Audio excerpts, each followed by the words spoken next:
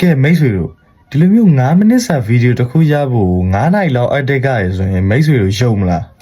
လူရထင်ကြတယ်ဒီ content creator ဘဝရမ်းလွယ်ကြတာပဲငါလည်းလုံနိုင်တာပဲလို့အမြဲတွေးကြတယ်ပေါ့ကျွန်တော်မလိုပဲနဲ့ဗီဒီယိုတစ်ခုကိုဖြတ်လိုက်ရတဲ့ဆင်းတွေကတ်လိုက်ရတဲ့ဆင်းတွေကမိတ်ဆွေရဲ့ဖုန်းရဲ့ story တစ်ဝက်လောက်တောင်ရှိရနော်ဒါပေမဲ့တကယ်အလုပ်ကတော့ဗီဒီယိုတစ်ခုဘယ်လိုကောင်းအောင်လုပ်မလဲဗီဒီယိုလူစိတ်ဝင်စားအောင်ဘယ်လိုဆွဲဆောင်မလဲဆိုတော့တခါတည်းစဉ်းစားရတဲ့အလုပ်တစ်ခုပါကျွန်တော်ဒီနေရာမှာတစ်ခုပါပေါ့နော်ဒီအရန်အောင်မြင်နေတဲ့ influencer တွေ content creator တွေ vlogger တွေအကုန်လုံးကလည်းကျွန်တော်တို့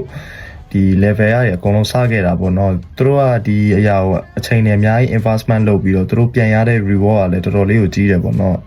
ဘာပဲဖြစ်ဖြစ်ကျွန်တော်တို့လို့အခုမှစလုပ်တဲ့လူတွေအတွက်ကတော့ဒါဟာတိုက်ပွဲတစ်ခုပါပဲ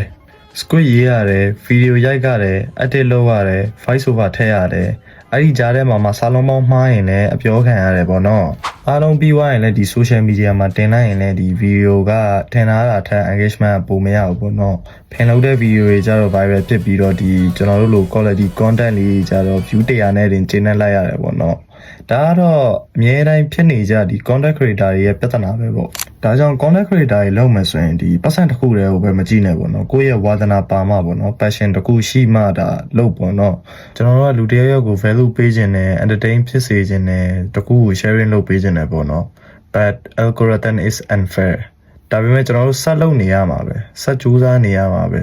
ဒါကြောင့် content creator ပေါက်စားလေးမြင် support ပေးကြပါ like comment share လုပ်ပေးကြပါသူတို့အတွက်အများကြီးအတိတ်ပဲရှိတာပေါ့